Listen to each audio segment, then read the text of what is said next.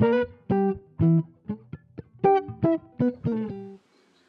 je disais, le pasteur Thierry est en vacances et c'est la raison pour laquelle je donne un message aujourd'hui. Et c'est un privilège que j'ai, je remercie le pasteur de me faire confiance. Et d'autre part, j'aimerais vraiment vous communiquer quelque chose de mon cœur. Et je prie le Seigneur que, voilà, non seulement que, eh bien, que je ne vous ennuie pas, mais surtout j'espère que ce que j'ai sur le cœur eh bien, va vous toucher aussi. Donc, je voudrais parler d'une facette de la crainte de l'éternité, ou on dit aussi la crainte de Dieu. Le départ de cette réflexion a été à la fête de consécration de Sidi, notre pasteur Sidi, que beaucoup d'entre nous ont vécu dernièrement, donc la célébration. Tout dans la consécration fait référence en fait à la crainte de Dieu. Et la consécration, c'est un rituel relié à l'alliance à Dieu, avec Dieu. Quand on consacre, c'est qu'on entre dans une alliance avec Dieu. Et elle est faite, au départ, dans l'Ancien Testament, cette alliance elle est faite avec la maison d'Israël. Donc Dieu parle à son peuple, et c'est en fait une catégorie de personnes de la maison d'Israël qui doit être consacrée au Seigneur, au service du Seigneur. Pour être consacré, eh bien, il faut répondre à l'appel de Dieu. Et notre pasteur Sidi, ayant répondu à l'appel de Dieu, en conséquence, il est consacré, donc, mis à part, pour le service de Dieu.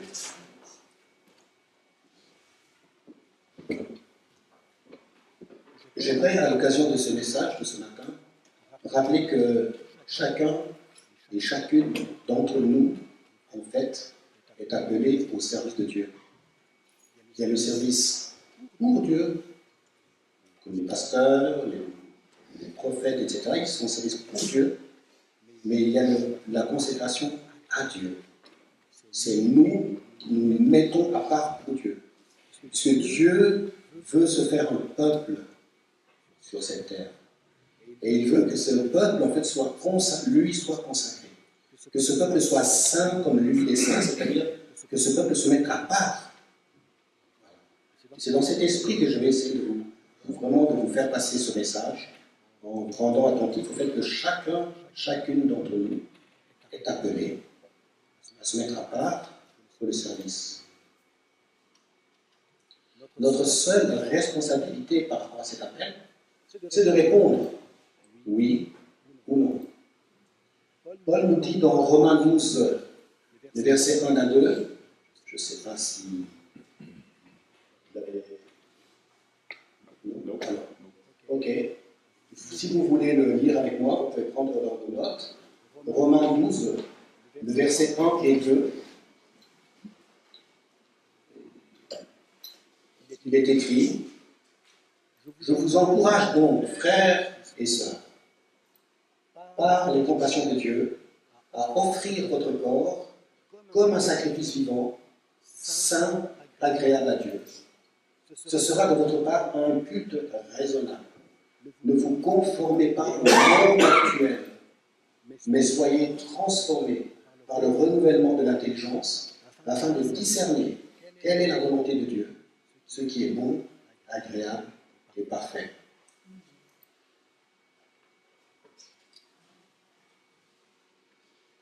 Donc il est important de comprendre de quoi on parle. Parce que quand on dit, bon, ben, il a été consacré, nous sommes consacrés, donc on est consacré à Dieu, mais en fait, qui est Dieu, quelque part? Alors, souvent dans la parole de Dieu, il est question de la crainte de l'Éternel, de la crainte de Dieu.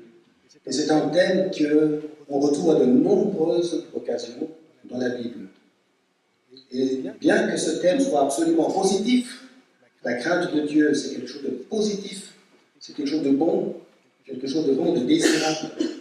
Ben, il fait par ailleurs bien du tort pour bien des personnes. Quand on parle de la crainte de Dieu, il y a beaucoup de personnes qui disent: ah voilà, ce Dieu-là, je le crains, il va me frapper, il va me sanctionner, il m'interdit de faire ceci, ce Dieu-là m'interdit de faire cela. Donc dans l'inconscient collectif, en fait, Dieu est un empêcheur de tourner en rond. Dieu est un trouble-fête, en fait. Et ce thème, quelque part, n'a absolument rien à voir avec cette compréhension des choses. Dans la Bible, il y a comme ça beaucoup de mots que l'on utilise et qu'on a de la peine à bien comprendre.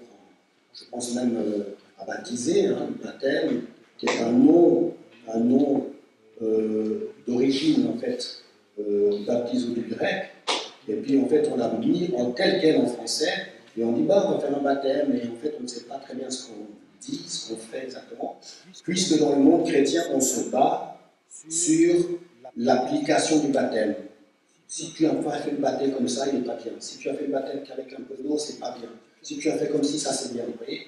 Donc il y a une compréhension quelque part dans le monde chrétien qui est malheureusement en fait dépendante de l'endroit dans lequel on a appris la chose et on a mis en application la chose. Donc ce qu'on lit a été traduit du grec en général, qui lui-même est traduit de l'hébreu, et parfois on a gardé des mots dans les langues d'origine. Donc, on lit par exemple des récits, des prières, des enseignements qui viennent d'une autre langue, d'une autre culture, et parfois on ne sait pas comment les appliquer, parce que justement, les mots, quand on les traduit, n'ont pas toujours le même sens, la même profondeur. Donc, par exemple, la chute d'Adam et Ève. Vous voyez, quand on lit la Bible et qu'on commence à parler de la chute d'Adam et Ève, littéralement, on voit quelqu'un qui est tombé. La chute, il est tombé, il a dû se faire mal, etc. Et en fait, c'est difficile de comprendre que la chute d'Adam et Ève, ça a à voir avec le péché, et que ça a des conséquences énormes si on n'explique pas clairement.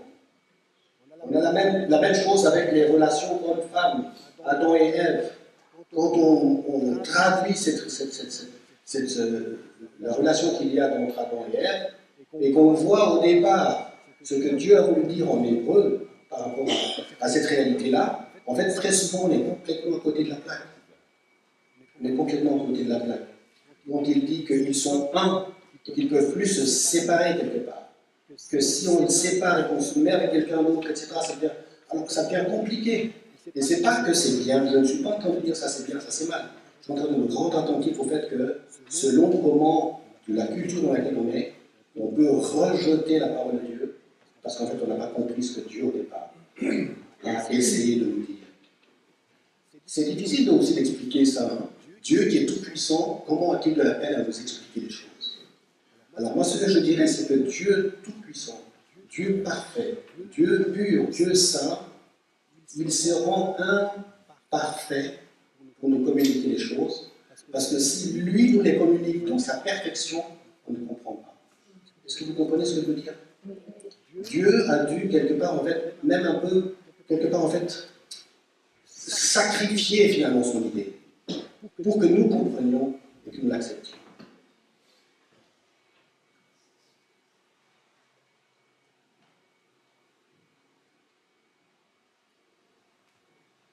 Alors, une des raisons pour laquelle il est difficile de comprendre la crainte de l'Éternel, la crainte de Dieu, c'est que ce mot, en français courant, ou même en anglais, ou même en italien, etc., il suggère le fait d'avoir peur de Dieu. La crainte, c'est oui, je crains que, la définition, selon la définition du mot craindre, selon le dictionnaire, c'est tenir pour possible ou probable l'existence ou la venue de quelque chose qui inquiète. Je crains qu'il y ait de la pluie tout à l'heure. Ou je crains de tomber en panne en voiture. Je crains d'avoir à sortir en plein orage. Je crains de me faire flasher par un radar en voiture. Vous voyez? Et c'est la même crainte par rapport à Dieu.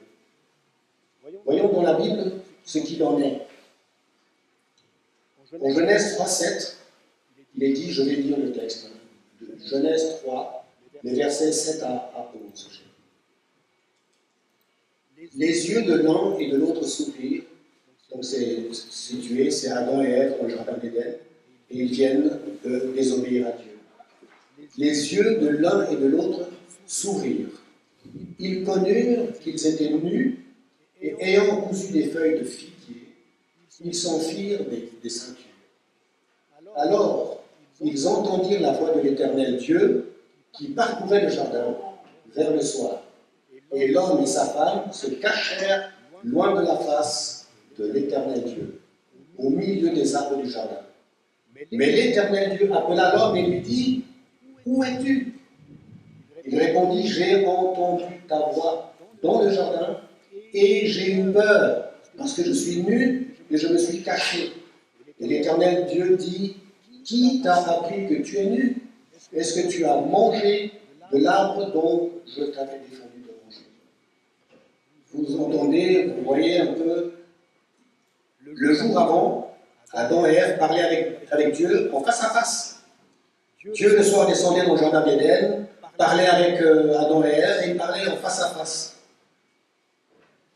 Il désobéit à Dieu et tout à coup, il entend la voix de Dieu et il va se cacher de la peur. Il y a quelque chose qui s'est passé. D'accord? Et puis, je suis nu, etc. Et on pense que c'est la nudité du corps, etc. Et en fait, vous voyez, en français, on dit, voilà, il était nu et tout. Mais non, c'est qu'il y a eu un, comment on peut dire ça? C'est comme si dans sa tête, quelque chose s'était déchiré. Et tout d'un coup, il a vu quelque chose. Il a vu que quelque chose avait changé. Il a vu que Dieu ne pouvait plus s'approcher de lui, dans l'état dans lequel il se trouvait. Il a vu qu'il se sentait tout d'un coup, en fait, mal devant Dieu, qu'il n'était pas à même de se mettre devant Dieu. Je prends un autre texte, dans Exode 3.2, le chapitre 3, c'est la rencontre de Moïse avec le buisson ardent. L'ange de l'Éternel lui apparut dans une flamme de feu. Je voudrais quand même juste en introduction dire que Moïse, il voulait rencontrer le Seigneur. Il en avait entendu parler. Il savait qu'il avait une mission. Il avait à cœur un projet. Et en fait, quand il est allé, il a quitté l'Égypte, il a rencontré son beau-père Jéthro, il y avait quand même toujours quelque part je dirais une nostalgie ou une langueur par rapport à une mission qu'il devait accomplir. Et on lui a parlé de la montagne sur laquelle Dieu était. Et c'est par rapport à cette réalité-là qu'il a été interpellé, il a été intéressé. Et donc un jour, dans chapitre 3, verset 9, l'ange de l'Éternel lui apparut dans une flamme de feu au milieu d'un buisson. Moïse regarda et voici, le buisson était tout en feu et le buisson ne se consumait point. Moïse dit, je veux me détourner pour voir quelle est cette grande vision et pourquoi le buisson ne se consume point. L'Éternel dit qu'il se détournait pour voir et Dieu l'appela du milieu du buisson et dit, Moïse, Moïse, et il répondit, me voici. Dieu dit, n'approche pas d'ici, ôte tes souliers de tes pieds, car le sol, le lieu sur lequel tu te tiens, est une terre sainte. Et il ajouta, je suis le Dieu de ton père, le Dieu d'Abraham, le Dieu d'Isaac. Moïse, à ce moment-là, se cacha le visage, car il craignait de regarder Dieu. Vous voyez, on est dans Genèse, tout au début, il y a déjà cette crainte qui apparaît, cette peur, quand il y a rencontre avec Dieu. Moïse, on voit aussi d'une manière magistrale, parce que vous connaissez, vous connaissez le récit, vous voyez effectivement qu'à un moment donné, en fait, il est écrasé par la vision qu'il a devant lui. Il est confondu par ce qu'il entend, et il ne peut pas faire autrement que finalement de se cacher le visage, etc. Et puis je prends un troisième texte dans l'Apocalypse, pour montrer que même dans le Nouveau Testament, et à la fin, le dernier livre, j'ai pris la Genèse, je prends le dernier livre, il y a aussi cette même réalité, avec l'apôtre Jean. Je suis donc dans l'Apocalypse 1, à partir du verset 10. Le texte est un petit peu plus long, mais c'est juste pour vous montrer. Ce même Jean-là, il a vécu avec Jésus. Il avait la tête à lui sur le torse de Jésus. Il connaissait ce Jésus. Et écoutez maintenant comment il va parler de ce même Jésus. Je fus ravi en esprit au jour du Seigneur, et j'entendis derrière moi une voix forte, comme le son d'une trompette, qui disait, ce que tu vois, écris-le dans un livre et envoie-le aux 7 églises, à Éphèse, à Smyrne, à Pergame, à Thyatire, à Sardes, à Philadelphie et à Laodicée. Je me retournai pour connaître quelle était la voix qui me parlait. Et après m'être retourné, je vis 7 chandeliers d'or. Et au milieu des 7 chandeliers, quelqu'un qui ressemblait à un fils d'homme, vêtu d'une longue robe et ayant une ceinture d'or sur la poitrine. Sa tête et ses cheveux étaient blancs comme de la laine blanche, comme de la neige. Ses yeux étaient comme une flamme de feu. Ses pieds étaient semblables à de l'airain ardent, comme s'il eût été embrasé dans une fournaise, et sa voix était comme le bruit de grandes eaux. Il avait dans sa main droite 7 étoiles. De sa bouche sortait une épée aiguë à deux tranchants. Et son visage était comme le soleil lorsqu'il brille dans sa force. Quand je le vis, je tombais à ses pieds comme mort. Il posa sur moi sa main droite en disant « Ne crains point. Je suis le premier et le dernier, et le vivant. J'étais mort et voici je suis vivant, au siècle des siècles. Je tiens les clés de la mort et du séjour des morts. » Voilà la crainte de Dieu, la crainte de l'Éternel dans la parole de Dieu. De la Genèse jusqu'à l'Apocalypse, on voit que la crainte de l'Éternel, c'est pas peur, etc. C'est en fait une rencontre avec quelque chose qui nous bouleverse. C'est, voilà, je l'ai dit suffisamment, je passe. La crainte de l'Éternel, eh bien, elle contient l'image d'un Dieu terrible, d'un roi redoutable. Dieu est un être qui procure la crainte. Et on voit dans la Bible que l'homme, lorsqu'il se trouve en face de Dieu, il est rempli de... Il ne sait pas quoi faire, il est comme tétanisé. Vous avez ça aussi dans différents prophètes. Hein, quand ils ont vu Ésaïe, Zacharie, vraiment, il y a quelque chose de particulier. Et c'est en revenant sur ces descriptions qu'on peut mieux comprendre, finalement, effectivement, que le Dieu est le Dieu que l'on adore est le tout autre. Le Dieu que l'on adore est un Dieu saint, c'est-à-dire différent de nous-mêmes. Le Dieu que l'on sert, en fait, ce n'est pas un homme comme toi et moi. Le Dieu que l'on sert, en fait, il est... Voilà, il dit lui-même, dans la parole, il est dit que si on voit Dieu, on peut mourir.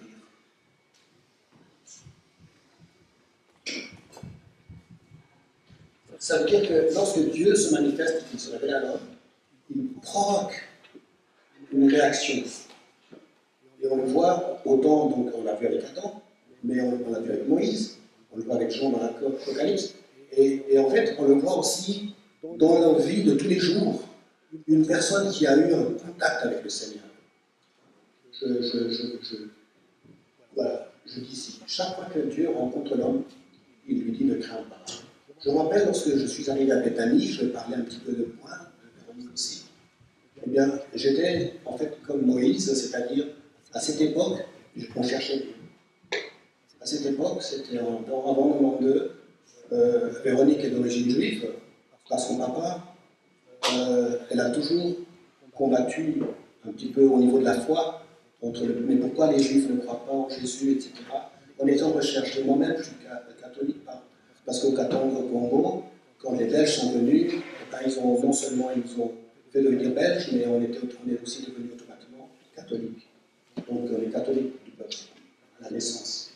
Et donc j'ai toujours été aussi dans un environnement où je cherchais le Seigneur et tout. Donc en 92, on est arrivé, par la grâce de Dieu, dans une église évangélique. Et on était vraiment en fait, je vais essayer de faire court cette histoire-là, parce qu'il y aurait tellement de bonnes choses à dire, mais quand on est arrivé dans l'église, où les gens qui nous ont amenés au Seigneur nous ont conduits, en fait, c'est effectivement pour moi, en tout cas ce qui me concerne, c'est effectivement comme Moïse, c'est-à-dire, je connaissais Dieu, je voulais le rencontrer, j'avais envie de, quelque part, en fait, on m'avait dit, viens, on va prier pour toi que tu sois guéri, parce que je venais d'avoir ces handicaps que j'ai. Et en fait, je suis allé crânement, vous voyez, je me suis habillé comme il faut, je suis allé, on va voir le pasteur, il a prié pour moi, puis je vais être guéri. Et en fait, quand je suis arrivé dans cet environnement, Bethanie, à Écublanc, c'est en Jérusalem. Le terrain sur lequel l'église se trouve, C'est un terrain qui est écrit à la mairie d'Écublens comme en Jérusalem. Et le nom de l'église, c'est Bethanie. Les amis, on est arrivé au pays, quoi. On était en Israël. J'étais venu en me disant, voilà, je vais voir le pasteur. On est arrivé dans la salle, je me suis senti écrasé sur ma chaise. Tout d'un coup, je me suis rendu compte, en fait, que c'était vraiment prétentieux de venir à l'église et de demander, allez, priez pour moi parce que j'ai ceci ou cela. Tout d'un coup, j'ai eu une conviction de péché. J'ai une conviction et une certitude que j'étais sale devant Dieu. Et j'ai eu honte de demander la prière. Le pasteur est venu vers moi, tout, bonjour, il ne me connaissait pas. Et puis il a fait son... À cette époque, on parlait de speech.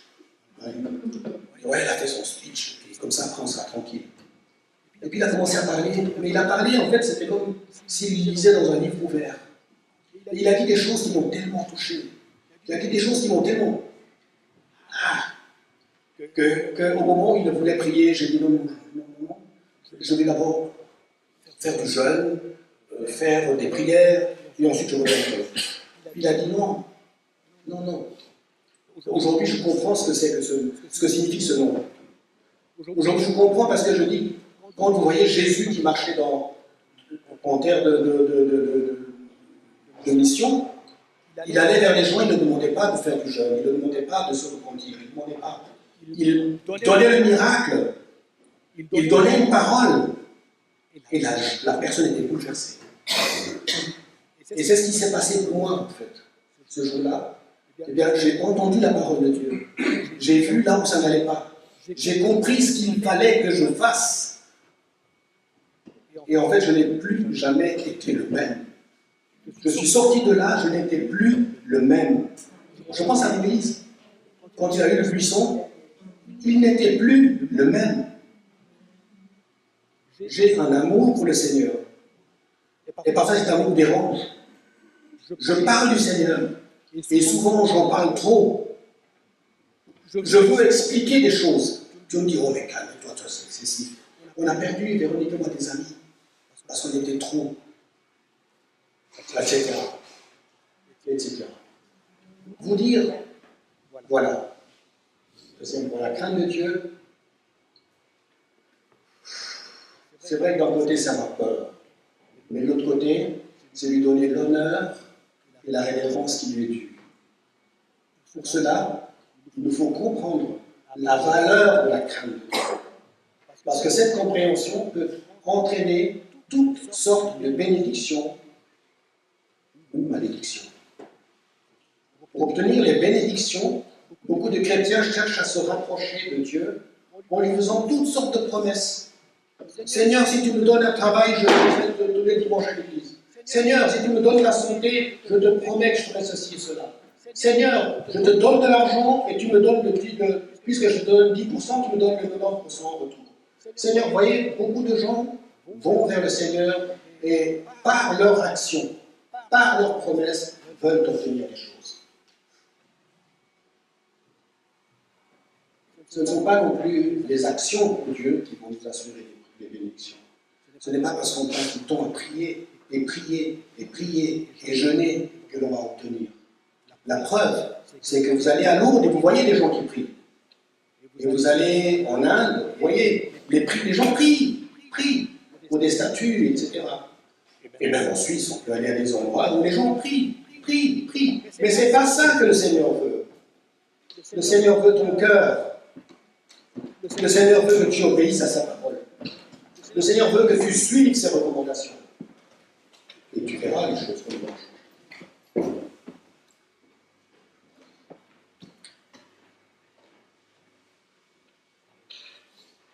Le moyen le plus sûr pour être béni, c'est vraiment obéir à sa parole. Par exemple, je prends le premier proverbe, le proverbe 1, les versets 7 à 9. Le Seigneur dit, la crainte de l'Éternel, peut-être vous pouvez dire la suite, est le commencement de la science. Les insensés méprisent la sagesse et l'instruction, Écoute mon fils, l'instruction de ton père, et ne rejette pas l'enseignement de ta mère, car c'est une couronne de grâce pour ta tête et de parure pour ton cou. Crains l'Éternel. Craindre, j'arrive tout de suite à l'explication. On peut prendre aussi comme référence Josué, au premier chapitre, le livre de Josué, les versets 7 et 8. Fortifie-toi seulement et aie bon courage, en agissant fidèlement, selon toute la loi que Moïse, mon serviteur, te prescrit. Ne t'en détourne ni à droite ni à gauche, afin de réussir dans tout ce que tu entreprendras. Que ce livre de la loi ne s'éloigne point de ta bouche. Médite-le jour et nuit pour agir fidèlement, selon ce qui est écrit. Car c'est alors que tu auras du succès dans tes entreprises. Et c'est alors que tu réussiras. Oh Seigneur. Donc, quand on parle de crainte de Dieu, en fait, on parle d'obéissance à Dieu. La crainte de Dieu n'a rien à voir avec la peur, mais plutôt avec l'amour de Dieu pour nous.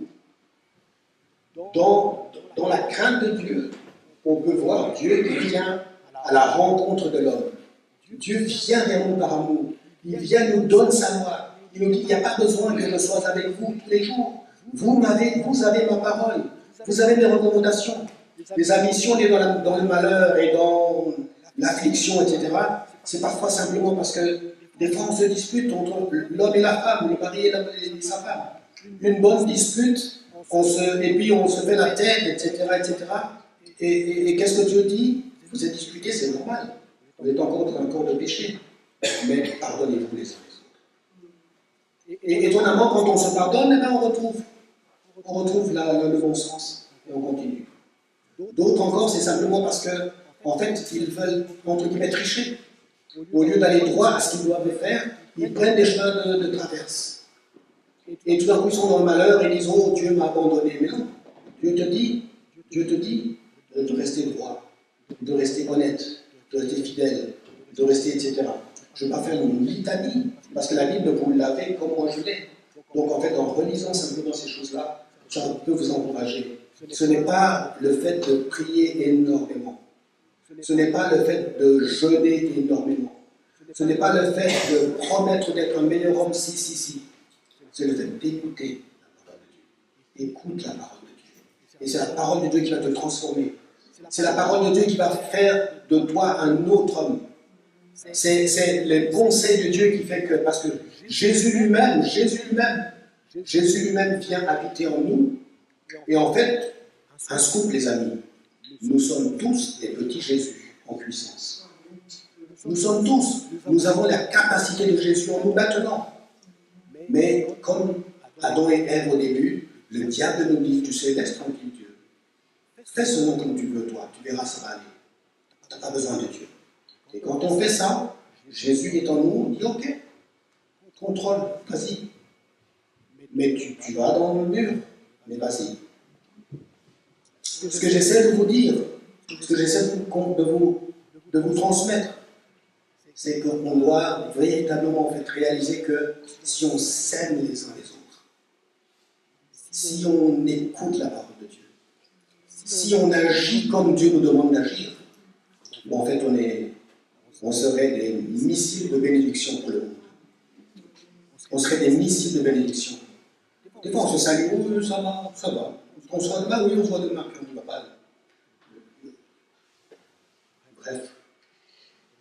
Je ne regarde pas parce que quand je regarde, je vous le dis, je l'ai déjà dit quand j'étais là, c'est vrai que quand je regarde les gens, après je ne reste pas sur mon message. Parce que des fois, le regard des gens me disent ah, je n'aurais pas dû dire ça, ah, je dois faire attention à ça. Je suis un homme sensible.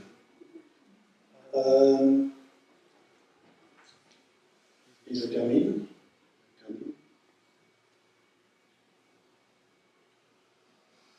Lorsqu'on obéit à Dieu, à ses commandements, et que l'on respecte sa parole, alors nous avons la crainte de Dieu d'une part, et nous nous comportons avec sagesse. Psaume 110, 111.10, dit la crainte de l'Éternel est le commencement de la sagesse. Tous ceux qui l'observent ont une raison saine, sa louange subsiste à jamais. Si la crainte de Dieu est le commencement de la sagesse, ne pas craindre Dieu est un manque de sagesse qui entraîne toutes sortes de problèmes et amène surtout un endurcissement du cœur. Je vous laisse avec cette parole. Je ne voudrais pas prier pour prier, mais je voudrais vous recommander au Seigneur. Là, je suis dans le troisième âge. Une bonne partie de ma vie elle est finie, elle est faite.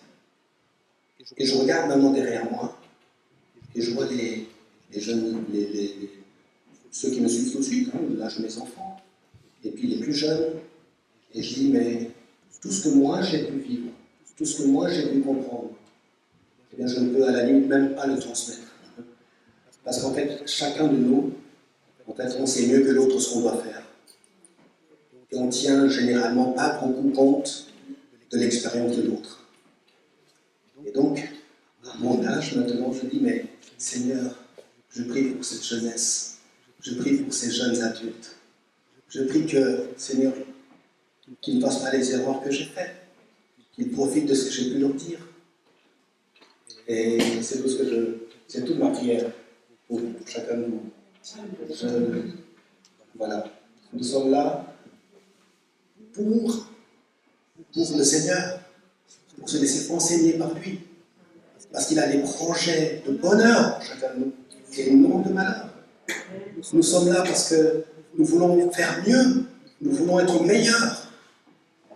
Alors, encourageons-nous les uns les autres. Soyons supporters les uns les autres. Soyons des encourageurs pour les jeunes. Soyons bienveillants, remplis de bonté. On dit, ouais, il est bon comme le pain. Le pain est vraiment bon et ça va la faire. Ouais, il est trop gentil pour être honnête. Mais Jésus était tellement gentil. Tellement gentil.